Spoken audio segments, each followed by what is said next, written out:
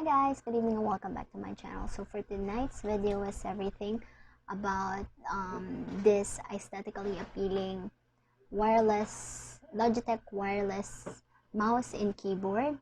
So as you can see, I'm using my previous setup, which is a War God Gaming Pro Arena keyboard. So ito yung mga tipong ang peg ko pa sa setup is yung mga may RGB lights and all. But now I'm transferring to something girly and medyo aesthetic yung vibe. So what we have today is the first one. So not totally unboxing kasi medyo na-sanitize ko na siya ng kahit paano. So although wala namang basis na nata-transfer yung virus sa product, mas maigi na rin yung safe. So this is the Logitech multi-device K380 wireless keyboard.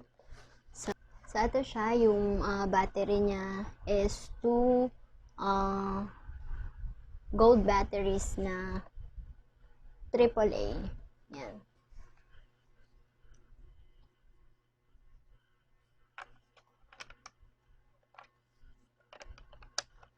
So by the way, this wireless keyboard does not have I'm not sure kung yung iba meron, pero this one pang Bluetooth lang talaga siya, wala siyang receiver or something para mag-connect.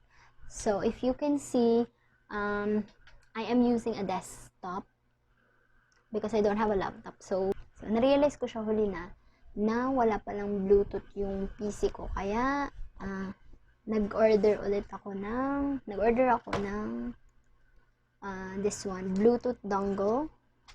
So this one is Gigaware yung brand kasi siya yung may pinakamaraming reviews sa Shopee when I bought this. So trinay ko na lang. So this one siya, naikabit ko na sa CPU yung dongle. Ganito siya lang kaliit at meron siyang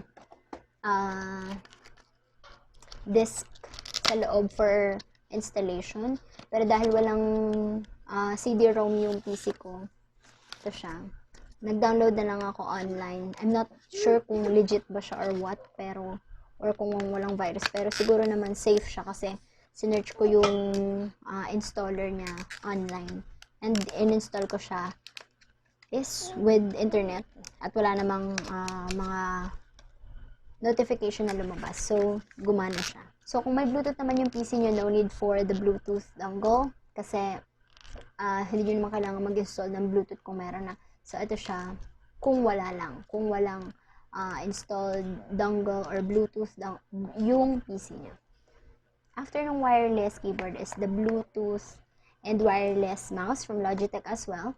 So, this one is Logitech Pebble M350. So, pinair ko lang siya dun sa color na napili ko na wireless keyboard. So, I also opt for pink.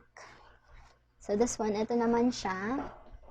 Sleek and slim design yung pinepeg ng Logitech M350. So, as katulad na nung wireless keyboard, hindi rin siya totally pink na girl.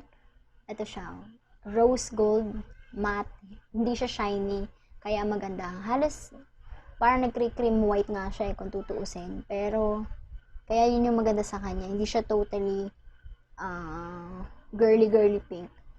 So actually I was torn between choosing white and pink, but I opt for pink. Talagang hindi ako makatulog kung hindi ko pipiliin tong pink shade ng wireless mouse and keyboard. So let's try this out.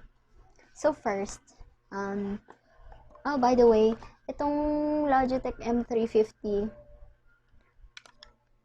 Bluetooth and at the same time meron siyang receiver, not unifying, just a receiver na designated lang para dito sa mouse na to. So nandun siya sa loob, mabilis lang kasi naman tong i-open yan. So ano mo lang siya, tungkabin mo lang siya. Nandun yung receiver niya. Bluetooth din naman siya. Tapos yung shelf life sabi dito sa mouse is 18 months. 1 year and a half. So tingnan natin rin kung tatagal siya ng ganun. So, this is, gagamitin ko yung receiver kasi unfortunately, hindi ko alam kung bakit. Pero, pag try ko sa kanya last time na nag-test ako, hindi siya nag-prepare sa Bluetooth. Pero nag-prepare siya sa phone. And by the way, pwede siya sa phone. Pwede siya sa iPad. So, nag-prepare naman siya eh. So, feeling ko wala namang problema doon sa Bluetooth nito. Wala rin problema naman dun sa Bluetooth ng PC kasi nag-pair din yung mouse.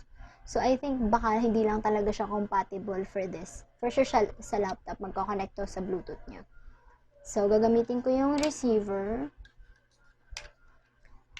So, mag-test tayo parang gusto ko lang pakita sa inyo yung difference niya kung bakit ko rin siya pinili. So, ito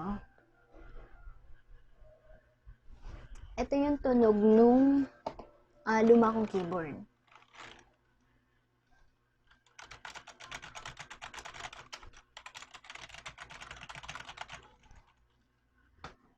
So, one reason din kung bakit ko siya pinili is sound, silent type. So, ito yung luma kong keyboard. Ngayon is nagpi-film ako 12 AM na. So, kung mag-work ako at mag-type ako ng ganito at may tulog na, maingay siya. Right? So, kung naman gagamitin ko yung mouse ko, yung talagang basic mouse na kasama ng package, A4 Tech. Ito siya. So, that's the sound it creates. So, yun siya. Keyboard and the sound of the mouse. Now, let's try kung gaano ka-silent yung keyboard and mouse naman. So, let's try.